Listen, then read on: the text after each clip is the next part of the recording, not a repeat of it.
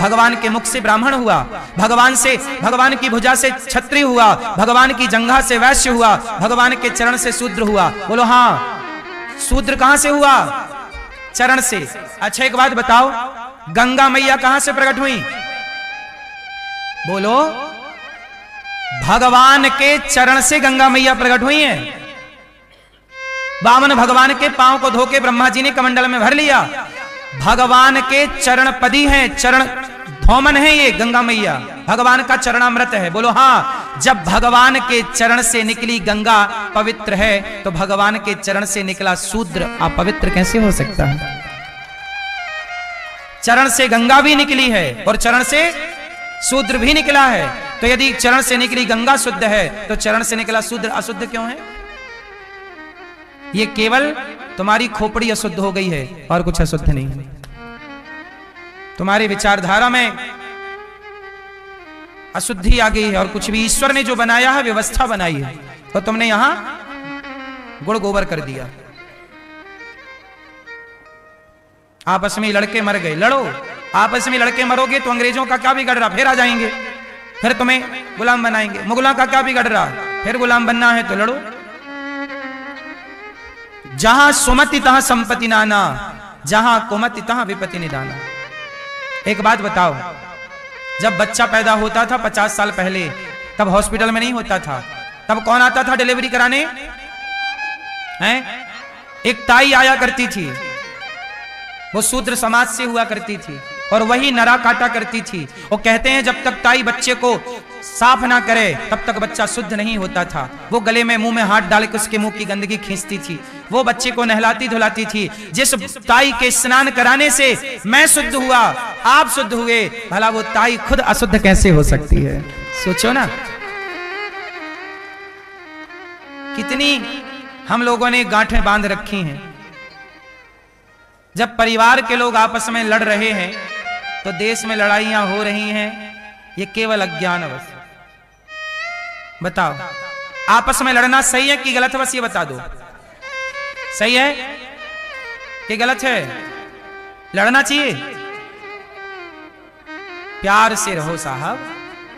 क्यों मैया, सबको गले लगाओ।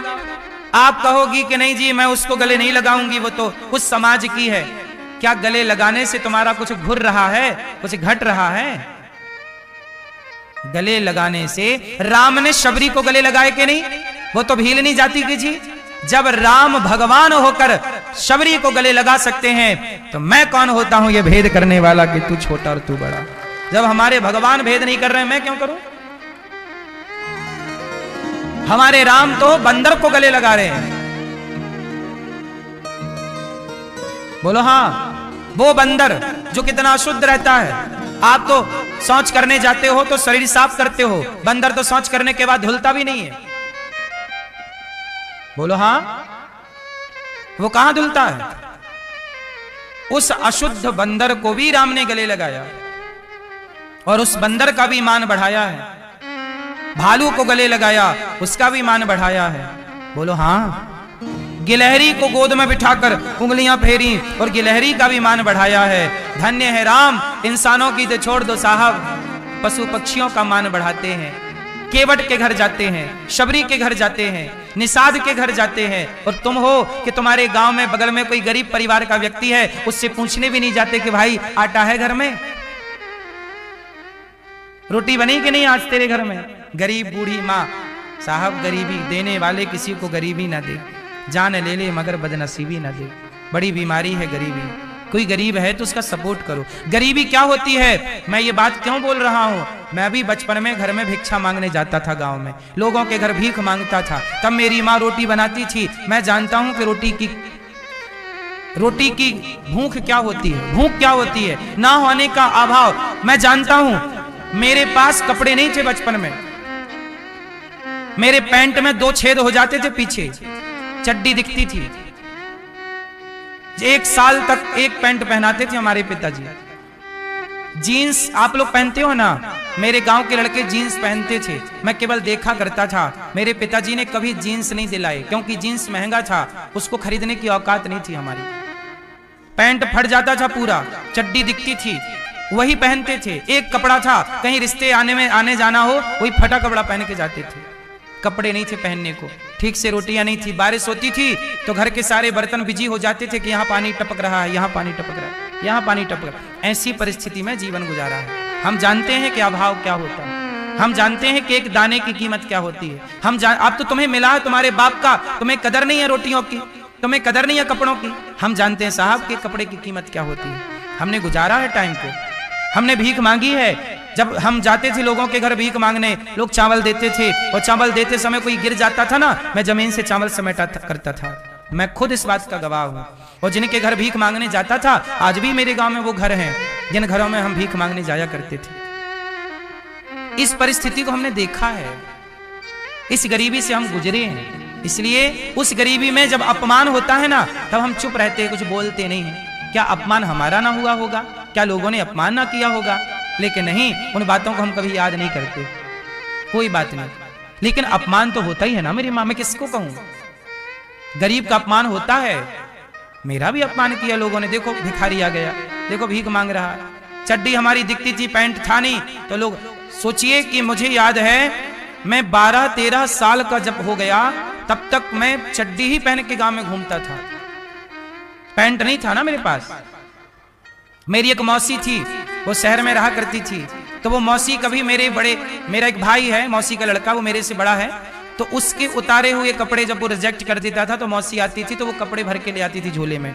अन्नू देख तेरे लिए कपड़े लाई हूँ। मैं वो कपड़े देख के खुश हो जाता था, मौसी आई कपड़े। फिर मैं पूछता मौसी अगली बार कब आओगी, क्योंकि जब आओगी तो कपड़े, तो वो भी उतारे हुए कपड़े ले आती थी। तो कुछ दिन वो चलते थे, क्योंकि वो भी रिजेक्ट ही थे, फिर भी हम उसे शौक से पहनते।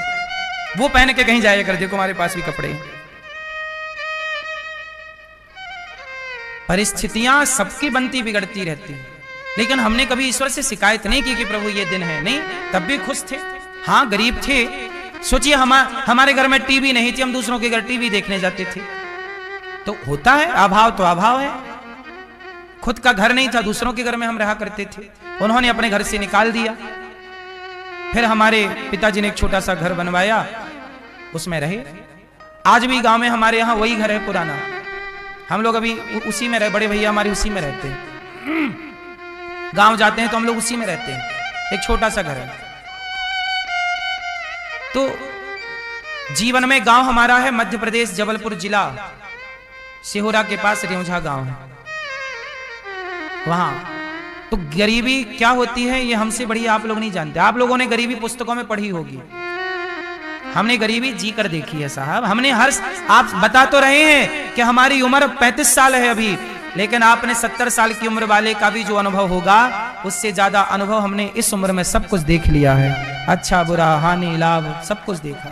इसलिए हम केवल लिखी बातें नहीं बताते, जो अनुभव है वो समझाते रहते हैं कि भाई ठीक से चलो। आज पैसे आए हैं, घमंड ना करो। ये पैसे आए हैं, तुम्हारे बाप की बफौती नहीं है। समय बदलते देर नहीं लगती। हमने अच्छे अच्छों के समय को बदलते देखा है। जिनके पास सब कुछ था, आज उनके पास कुछ नहीं है, और जिनके पास कुछ नहीं था, भगवान ने आज उनको सब कुछ दे रखा है। तो इस समय का चक्र है। इसलिए कब किसका समय बदले, इसलिए आप ईमानदारी से चलते रहो, धर्म का आचरण करते रहो, भगवान पे भरोसा रखिए। देने वाला वही है, देनहार कोई और है। भेजत है दिन रैन, देनहार कोई और है।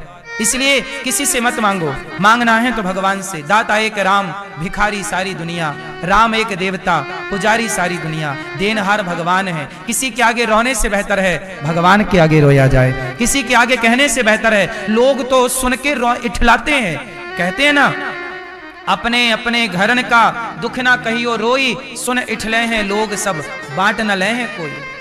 अपना दुख दर्द किसी को ना कहो, दुनिया इठलाती है, मजे लेती है। हर वक्त जीवन में आता है और गुजारना पड़ता है, और रोते रोते नहीं, हंसते हंसते गुजारना है। सीता मैया थोड़ी जानती थी कि हमें कुल्हाड़ी लेके जंगल में लकड़ी काटने जाना पड़ सकता है, लेकिन जाना पड़ा। दुनिया का दुख हरने वाले भगवान को भी दुख आन पड़ा, नहीं आया? हाँ हाँ,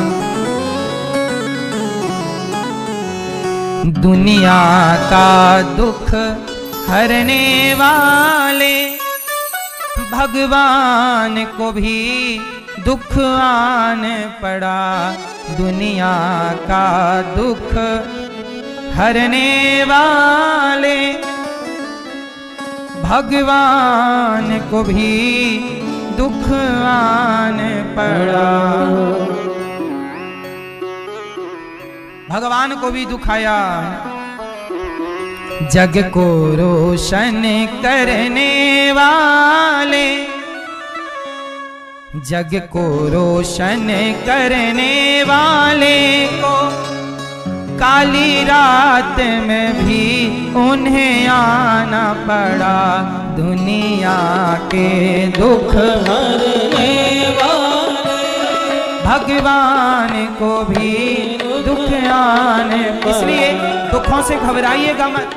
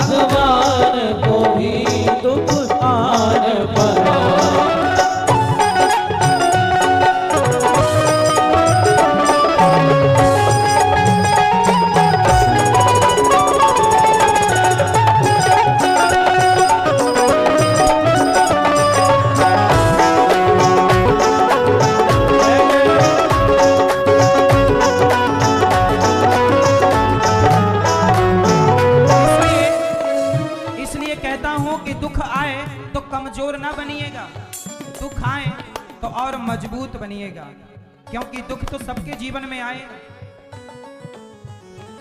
ये 14 लोक के स्वामी हैं, यह 14 लोक के स्वामी हैं, ये 14 लोक के स्वामी हैं, ये 14 लोक के स्वामी हैं, घट घट के अंतर यामी हैं, घट घट के अंतर यामी है।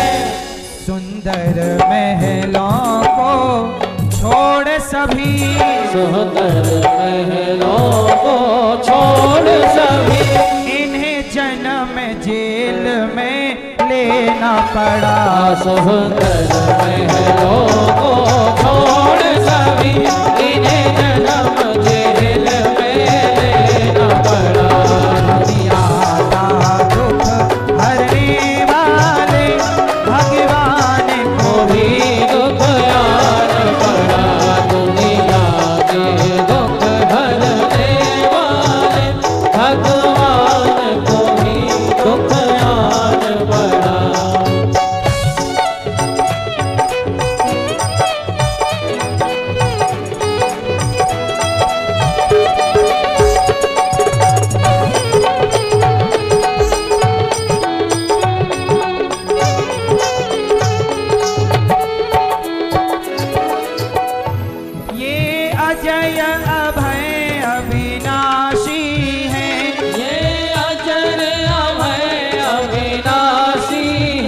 मथुरा वृंदावन वासी है, मथुरा वृंदावन वासी है, मथुरा वृंदावन वासी है, मथुरा वृंदावन वासी है।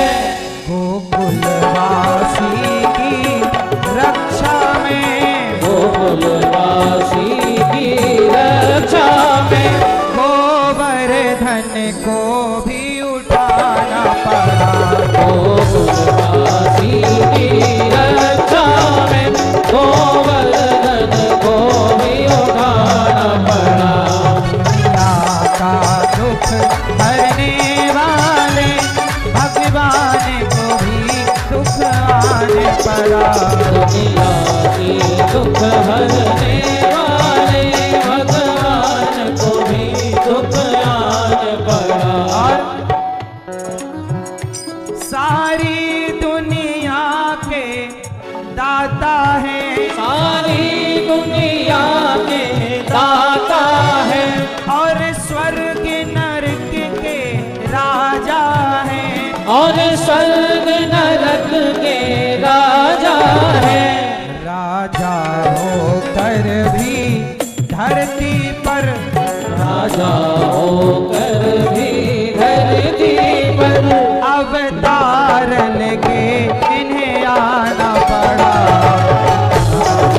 होकर धरती पर अवतार लेके इनको आना पड़ा। दुनिया के दुख हरने वाले भगवान को भी दुख आना पड़ा। दुनिया के दुख हरने वाले भगवान को भी दुख आना पड़ा। दुनिया के दुख हरने वाले भगवान को भी दुख आना पड़ा। दुनिया के दुख हरने वाले भगवान को भी दुख आना पड़ा। भगवान को भी दुख आना पड़ा। ओ भगवान को भी दुख आना पड़ा।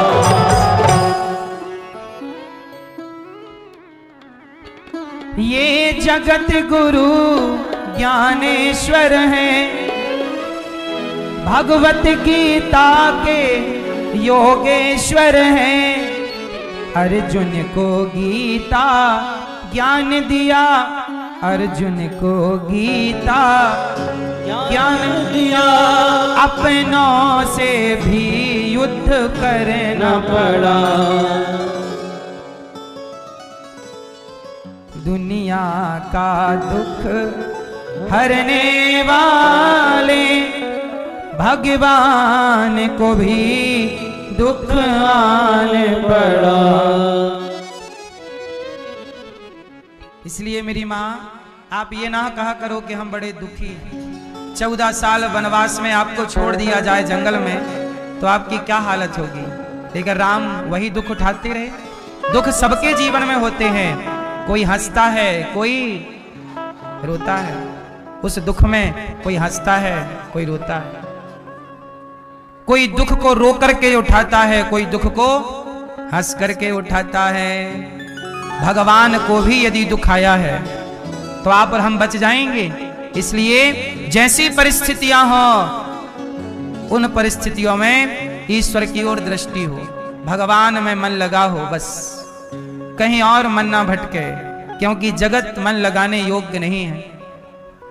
हमारे जयपुर से हमारे भैया डेरे वाले श्री जुगल किशोर जी डेरे वाले जयपुर से आप आए हैं और आपने कथा का आयोजन कराया था जयपुर में, और उस कथा को लाखों लोगों ने सुना। हमारे श्री जुगल किशोर जी डेरे वाले, तालियां बजा के भैया का स्वागत करें। आपने समय निकाला और आपने अपनी माँ के नाम से गौरी गोपाल आश्रम में वृद्ध माओं के रहने का हॉल बनवाया है। बड़ी सेवा की है इन्होंने यहाँ। इन्हीं के प्रयास से यहाँ बहुत सारे कार्य हुए हैं। समाज की सेवा करते रहते हैं, बड़ा पुण्य करते हैं। ईश्वर ने इन्हें धन दिया है तो इन्होंने हजारों लोगों के निःशुल्क ऑपरेशन कराए हैं, खूब कैंप लगवा लगवा के दवाइयां करवाई हैं, खूब पुण्य करते हैं। ईश्वर धन दें तो जरूर धर्म करना चाहिए, यही धन की सार्थकता है। इनकी मां यहीं वृंदावन परिक्रमा में, यहीं वृंदावन 84 कोस में भगवत धाम गई थी। धाम में ही इनकी मां के प्राण गए थे और इन्होंने अपनी मां का ऋण चुकाया, सेवा की है मां की। मां के नाम से ही ये सारा काम करते हैं। ऐसा बेटा जो अपनी मां के जीते जी भी सेवा की और ना रहने पर भी मां के नाम से सब कुछ करें, ये बेटा समाज के लिए आदर्श है, सीखना चाहिए सबको।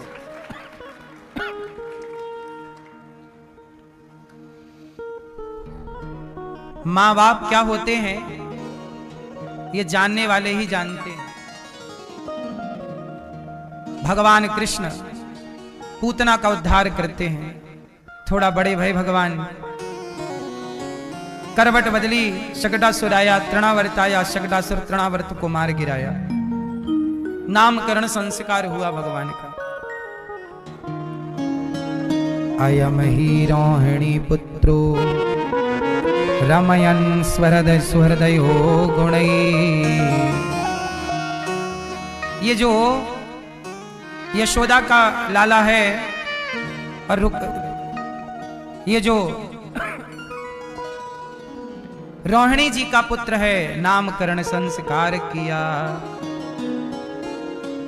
नाम यशोदा आपकी गोद में रोहिणी का बेटा है, नाम होगा राम, लोग कहेंगे बलराम। और इनका नाम होगा कृष्ण, कर सतीति कृष्ण। कृष्ण बलराम नाम रखे। अब भगवान लीला करने लगे, बड़े हुए, छोड़ा घुटनों के बल चलना। गाय के संग खेलते हैं, गाय की पूंछ पकड़ के, बछड़ी बछड़ियों के संग खेलते हैं। भगवान का बचपन भी गायों के संग बीता है और आजकल के लोग कुत्तों के साथ अपना बचपन व्यतीत करते हैं। पहले के लोग गाय के संग अपना बचपन गुजारते थे, आज के लोग कुत्तों के साथ। भगवान गैया की पूंछ पकड़ के, छोटे छोटे बछिया है ना, बछड़ा बछिया, उनकी पूंछ पकड़ के भागते हैं। भगवान उनको पकड़ पकड़ के खड़े होते हैं। भगवान जब बड़े हुए तो भगवान मैया मैया कहने लग गए। सूरदास जी गा रहे, कहने लगे मोहन मैया मैया। भगवान बड़े भय क्या बोलने लगे? मैया। पितानंद सो बाबा बाबा, पितानंद सो बाबा बाबा, हलधर सो भैया भैया, कहने लगे मोहन मैया मैया। भगवान बड़े भाई तो मैया मैया कह रहे हैं और आज के बच्चे बड़े होते हैं तो मम्मी मम्मी कहते हैं। भगवान बड़े हुए तो बाबा बाबा बोले, बाबा बाबा। आज के बच्चे बड़े होते हैं तो पापा पापा बोलते हैं। पापा नहीं, पिताजी होता है, बाबा होता है, मम्मी नहीं होता, माँ होता है, मैया होता है। मम्मी शब्द गलत है कि सही है? मम्मी मम्मी है, जिंदा को माँ कहते हैं, मरी को मम्मी कहते हैं। वो मरी को मम्मी कहते हैं, मम्मी होती है ना मम्मी, वो मम्मी से मम्मी हो गया अपभ्रंश। पापा मतलब क्या होता है? पाप। पाप को पापा कहते हैं। पापा शब्द कई जगह आया, संस्कृत में, गीता में और पुराणों में। पापा, जहां पापा आया वहां पाप के लिए प्रयोग है। पिता होता है भाई, पापा नहीं होता। पापा मतलब पाप। और आजकल लोग कह सिखाते हैं, बेटा पापा कहो, पापा कहो। हद होती है भाई। पापा नहीं, पिताजी। मैया बाबा भगवान कह रहे। थोड़ा बड़े भाई भगवान गोपियों के घर जाते, ग्वाल वालों की टीम बनाते और माखन चोरी कर करके खाते। अच्छा, भगवान माखन चोरी क्यों करते हैं? क्योंकि माखन चोरी इसलिए है, माखन होता है निर्मल कोमल। भगवान कहते हैं जिसका मन मक्खन की तरह निर्मल कोमल हो गया, चित्त मन, उसके मन रूपी मक्खन की मैं चोरी कर लेता हूं। अब मन निर्मल हुआ नहीं तो चोरी होती नहीं। भगवान ग्वाल वालों के घर जाते और सारे घरों में जाके माखन चुराते। अच्छा, ये गोपियां जिनके घर माखन चुराने जाती है, गोपियां कौन है? ये गोपियां पिछले जन्म में बड़े बड़े साधु संत के रूप में थीं। जब राम वनवास गए तो जंगल में बड़े संत तपस्या कर रहे थे। किन्हीं की कुटिया में राम गए तो किन्हीं की कुटिया में राम का जाना नहीं हुआ। तो जिनकी कुटिया में राम नहीं गए उन साधु संतों ने प्रार्थना की, प्रभु क्या पाप हो गया, आप हमारी कुटिया पे नहीं आए, आपने हमें दर्शन नहीं दिया। तब भगवान राम बोले, सबकी कुटिया में मैं नहीं आऊंगा, पर आपकी तपस्या सफल है, मैं आपको अगले जन्म में आपको अपने यहाँ की गोपी बनाकर प्रकट करूंगा और आप सबके घर माखन चुराने आऊंगा, सब खूब दर्शन करना मेरा, सबके घर आ करके मैं खुद दर्शन देने आऊंगा। तो ये जो गोपियां हैं ये त्रेता की वो सारे साधु संत हैं जिन्हें राम का दर्शन तब नहीं हो पाया, आज उन्हें राम का कृष्ण रूप में दर्शन हो रहा। राम जी की कुछ लीला रह गई थी त्रेता में, तो वो त्रेता की लीला जो रह गई थी वो द्वापर में पूरी करनी पड़ी। एक युग में सब काम नहीं हो पाता ना। अब राम मर्यादा पुरुषोत्तम है, एक पत्नी वाले राम है, और राम को पत्नी पति के रूप में बहुत स्त्रियां चाहती हैं। अच्छा, मीराबाई कहती है कृष्ण हमारे पति हैं। अच्छा एक बात बताओ, मीराबाई क्या भाव से भजती है कृष्ण को? बोलो, पति। तो अब कृष्ण मीरा को जब मिलेंगे तो पति बनकर मिलेंगे कि भाई बनकर मिलेंगे कि भगवान बनकर मिलेंगे? क्या बनकर मिलेंगे? बोलो। यदि भक्त ने पति भाव से भजा है तो पति बनकर जाना ही भगवान का धर्म होगा। बोलो हाँ। ऐसे ही भगवान के भक्तों ने, किसी ने पति भाव से भजा, तो जिसने पति भाव से भजा राम को, तो राम तो सबसे तब विवाह कर नहीं सकते, तब वो कृष्ण बनकर आए और तब भगवान कृष्ण ने उनसे विवाह किया जो तब प्रभु को पति भाव से भजती थी। इसलिए भगवान के 16,000 विवाह हुए, इसलिए इतने सारे विवाह हुए, क्योंकि सबकी कामना पूरी करनी है। अब जिसने भाई के रूप से भजा तो उनके यहां भाई बन के पहुंच गए, द्रौपदी की भाई बन के रक्षा की, सुभद्रा के भाई बन के सेवा की, और किसी ने पुत्र भाव से रखा तो यशोदा के बेटा बन गए। और सुनो, भगवान श्री कृष्ण की एक लीला और है। एक दिन क्या हुआ, भगवान गैया चराने गए, और गैया चराने गए तो क्या हुआ कि वहां पर ना छोटे छोटे बछड़े थे, बछिया थी और ग्वाल बाल। तो यमुना के किनारे भगवान बैठे और रोटी खाने लगे। मंगल बोला मेरी माँ ने आज आपके लिए भेजा है, श्री दामा बोला मेरी माँ ने, ये सबके हाथ से भगवान खा रहे। तब तक क्या हुआ कि भगवान का एक परम सखा है, मित्र है मंगल, मधुमंगल। मधुमंगल बड़ा गरीब, तो भगवान ने कहा तू क्या लाया है? बोला कुछ नहीं लाया। तो जल्दी लेकर आ। घर गया, मैया मैया कन्हैया ने कुछ मांगा है खाने को दे दो। तो घर गया तो मैया बोली घर में तो कुछ बना नहीं। बोला कढ़ी बनी थी परसों रखी है। बोले दे दो कढ़ी। अब कढ़ी लेके मिट्टी के बर्तन में चला, रास्ते भर मधुमंगल सोचता चला ये खट्टी कढ़ी कन्हैया खाएगा, बीमार पड़ जाएगा। यमुना के किनारे खड़े होकर खुद गड़गड़ गड़गड़ करके पी गया। भगवान बोले मेरे लिए लाया, खुद पी गया। कन्हैया दौड़े दौड़े गए और मंगल ने सारी कढ़ी पी ली, जो बची यमुना जी में फेंक दी। पर जल्दी जल्दी में ना कढ़ी मुंह में भरी, मुंह फूला।